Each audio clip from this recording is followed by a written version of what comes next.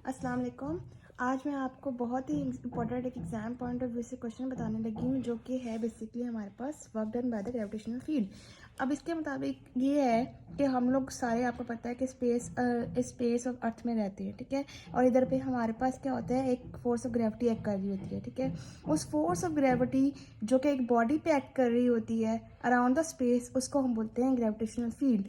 The space around the earth in which the gravitational force acts on the body is the gravitational field। अब हम बात करते हैं कि कैसे हम एक्सप्लेन करेंगे कि ग्रेविटेशनल फील्ड एक बॉडी पे एक्ट कर रही होती है। उसके लिए हमने कंसिडर करना है कि एक ऑब्जेक्ट है जिसने एक पाथ ए से पाथ बी तक मूव किया है, ठीक है। अब इस पाथ ए से पाथ बी पर जाने के लिए हम तीन तरह के रास्ते इख्तियार कर सकते हैं। एक तो डायरेक्ट के हम ए से बी में चले जाएं, ये एक इनडायरेक्ट हो सकता है कि हमारे पास हम ए से पहले डी में जाएं, डी से बी में आए। पहुंचना हमने ए से बी तक ही है by using this path as well. अब अगर हम लोग ये दूसरा पाथ हो गया लेट्स से, और एक पाथ ये हो गया, और तीसरा पाथ ये है कि हम यूं और यूं चले जाए, मतलब ए से सी तक और सी से बी तक। और ये इसका मकसद बस ये है कि हम फील्ड में मौजूद जिस मर्जी पाथ से मूव कर लें, work done will remain same.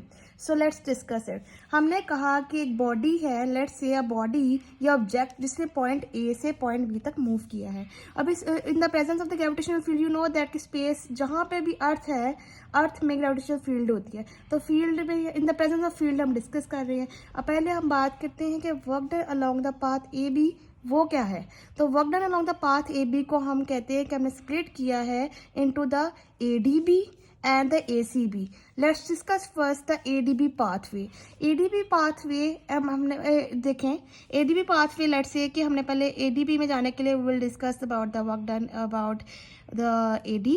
अब AD में वर्क है और एक है DB में। अब आप देख रहे हैं कि फर्स्ट का एक बॉडी है, वो यहाँ से यहाँ मूव कर रही है। तो जब वो जहाँ से यहाँ मूव कर रही होगी ना, तो उसका जो वेट होगा ना, that will act downward, that will act downward है, मतलब बॉडी का वेट जो है वो डाउनवर्ड एक्ट कर रहा है, लेकिन वो मूव इस तरफ कर रही है। तो एंगल इनके दरमियान क्या बन रहा है, 90 degree. And you know that के work done is equals to F d cos of theta होता है। तो कॉस थीटा जब हम लोग लेट्स से कि हमने कॉस थीटा जो है ना वो यहाँ पे कितना है, 90 है। हमने देखा अभी कि ये परपेंडिकुलर है, तो मतलब 90 का एंगल क्या आता है, 0।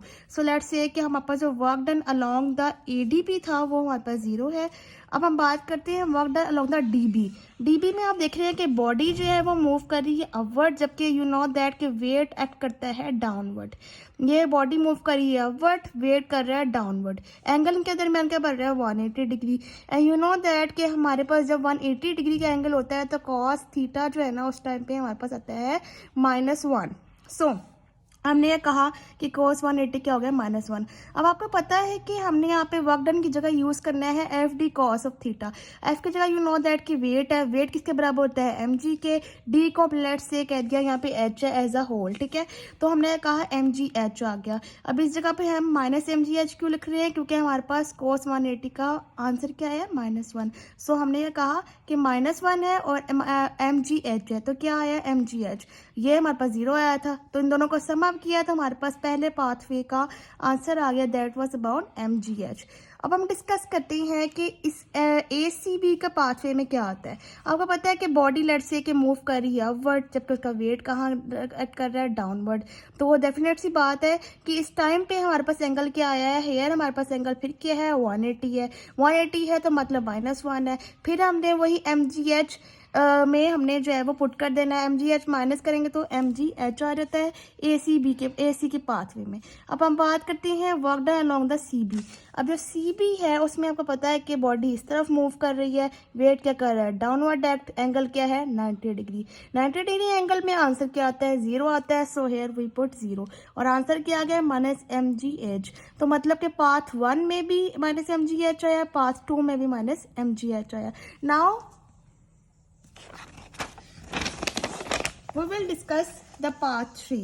पाथ 3 एक कर्व्ड पाथ है, ठीक है। इसमें हमारे पास क्या होंगे, हॉरिजॉन्टल और वर्टिकल स्टेप्स होंगे, ठीक है। अब हॉरिजॉन्टल और वर्टिकल स्टेप्स आपको पता है कि लेट्स से कि मैंने आपको बताया था कि हमारे पास पाथ कुछ इस तरह से था, राइट। अब इसमें हमारे पास क्या है जी, कुछ हॉरिजॉन्टल स्टेप्स हैं, कुछ वर्टिकल स्टेप्स हैं, कुछ हॉरिजॉन्टल स्टेप्स हैं, कुछ वर्टिकल स्टेप्स हैं, कुछ हॉरिजॉन्टल है, वर्टिकल है। आपको पता है कि जब भी हम हॉरिजॉन्टल मूव करते हैं एंगल क्या आता है, बॉडी का वेट डाउनवर्ड मूव करेगा, फिर 90 डिग्री एंगल आएगा। वहाँ पे जितने भी हॉरिजॉन्टल स्टेप्स होंगे उसका आंसर हमारे पास 0 आता है। जबकि वर्टिकल स्टेप्स में हम लेट्स से कि हमने इसको क्या कहा, डेल्टा y1 कह दिया। y1 is actually the height, ये वर्टिकल स्टेप, ठीक है। इसको डेल्टा y2 कह दिया और यहाँ तक पहुँचते पहुँचते लेट्स से कि ये डेल्टा yn हो गया। सो हेयर वी पुट कि वर्क डन अलॉन्ग क्या है हमारे -mg, ठीक है। और h की जगह हम लोग डिस्कस करेंगे कि सीरीज ऑफ स्टेप्स हैं, मतलब कि लेट्स से कि डेल्टा y n तक, और इन सबको हमने कह दिया कि डेल्टा y n किसके बराबर है, h के। So you have to put over here h। तो इस तरह से हमारे पास work done along the path A B B -mgh है। सो हमारा क्वेश्चन क्या था कि वर्क डन जो है gravitational field will remain same, जिस मर्जी पाथवे से आप मूव कर लें इट विल रिमेन सेम। और एग्जाम में क्वेश्चन इस तरह से ही आता है कि वो पूछते हैं कि प्रूव करें कि work done on the gravitational field जो है ना is independent of the path followed, it will remain same, और other you can say it will remain as a whole zero. कि क्लोज पाथ में मैंने बताया आपको कि ये ए से लेके बी तक मूव किया है, this is the close pathway, ठीक है। यहाँ से यहाँ तक लिमिटेशन होगी, मतलब क्लोज पाथवे है। तो वो हमारे पास आपको याद है क्लोज्ड बॉडी में हमेशा वर्क डन कितना होता है, 0। या तो 0 कह दें या रिमेन सेम, मतलब पाथवे पे डिपेंड नहीं करता, ठीक है। इट विल रिमेन सेम, अगर वर्क ग्रेविटेशनल फील्ड में हो रहा है तो उसका पाथवे रिमेन सेम, उसका आंसर रिमेन सेम। तो work done in gravitational field is independent of the path followed. ये मैं आपको बताती हूँ कि ये question exam point of view से बहुत इंपॉर्टेंट है, और जितना मैंने जिस वे में लिखा है आप इसको इस तरह से प्रिपेयर कर लेंगे, you will get full out of full marks. Thank you. So guys, अगर आपको मेरी वीडियो अच्छी लगे तो आप इसको लाइक करें, शेयर करें, कमेंट करें और सब्सक्राइब करें, और बेल आइकन बटन को दबाना ना भूलें ताकि मेरी हर आने वाली वीडियो आपको नोटिफिकेशन में शो हो जाए। Thank you.